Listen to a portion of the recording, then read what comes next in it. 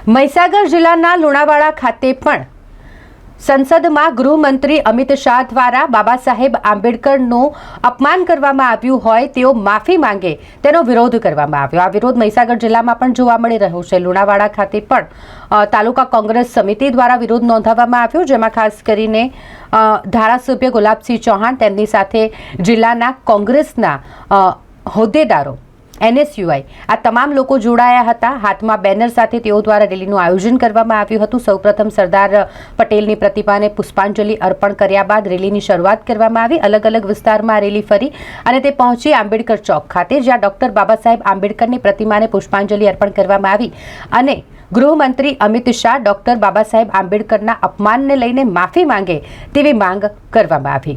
આજે જે ઘટનાના સંદર્ભે અહીંયા કોંગ્રેસ કાર્યકરો મહીસાગર જિલ્લામાંથી ઉપસ્થિત થયા છીએ, એ બાબતમાં જે રાહુલ ગાંધીની સામે FIR નોંધાઈ છે, જે તદ્દન ગેરવ્યાજબી અને ખોટી FIR છે। કારણ કે બાબા સાહેબ આંબેડકરનું અપમાન ગૃહમંત્રી અમિત શાહે કર્યું છે, રાહુલ ગાંધીએ નથી કર્યું। સંસદના ગૃહમાં બેસવું અને આવી બાબા સાહેબ વિશે જેમને આટલી મોટી લોકશાહીનું બંધારણ લખ્યું એમના વિશે આપણે જાણતા ના હોઈએ અને અભદ્ર ટિપ્પણી કરવી એ અમિત શાહ માટે નોલેજ નથી એવી બાબત છે। એમને રાહુલ ગાંધીને કોઈપણ ચૂંટાયેલા સંસદમાં પ્રવેશ તો અટકાવી શકવાનો ભાજપના કાર્યકરોને કે અન્ય કોઈપણ પાર્ટીના કાર્યકરોને અધિકાર નથી, કે કોઈ સાંસદોને પણ અધિકાર નથી।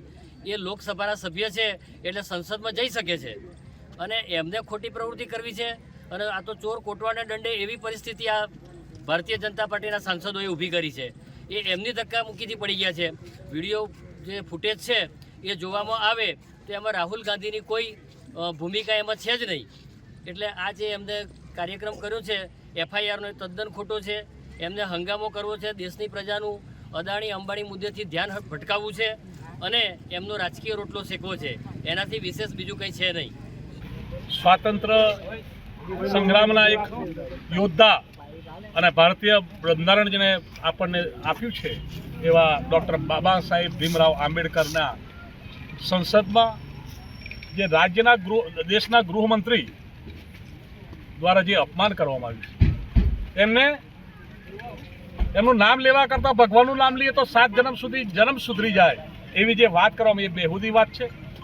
ગરીબ પ્રજા, પિછડી પ્રજા, જે પછાત વર્ગની પ્રજા છે અને આમ નાગરિક કોઈ પણ સમાજનો હશે, ઇવન સવર્ણ હશે, એને પણ ગરીબ લોકોને જે અધિકાર આપ્યો છે એ અધિકાર એ બાબા સાહેબે આપ્યો છે। એમનું જે અપમાન કરવામાં આવ્યું છે એ અપમાન કોઈ પણ સંજોગોમાં ચલાવી લેવાય નહીં અને આવા માણસોને ખરેખર તો બંધારણના જે બિન ભેદભાવ પ્રત્યે વર્તીશું એવું જેને સોગંદ લીધા છે એવા માણસે તાત્કાલિક અસરથી રાજીનામું આપવું જોઈએ અને બાબા સાહેબની માફી માગવી જોઈએ, એવું અમારું કોંગ્રેસ પરિવાર તરફથી એક માગણી છે અને એક પ્રજાની લાગણી છે। આજે અમે જોયું કે સર્વ પક્ષ, કોઈ પક્ષની કોંગ્રેસ લીડિંગ ભલે કરી પણ દરેક પક્ષના, દરેક સમાજના આગેવાનો જ્યારે ઉપસ્થિત છે ત્યારે આ બધાને વંદન કરું છું અને બાબા સાહેબને નમસ્કાર કરું છું, વંદન કરું છું કે જેમને બંધારણ અમને આપ્યું છે એ ભાજપની તાનાશાહી દાદાગીરી છતાંય અમને જે આજે તમને મળવાનો, પત્રકારોએ જે મને મળવાનો મોકો મળ્યો છે, બદલ જય હિન્દ, જય ભારત, જય જય કરનાર।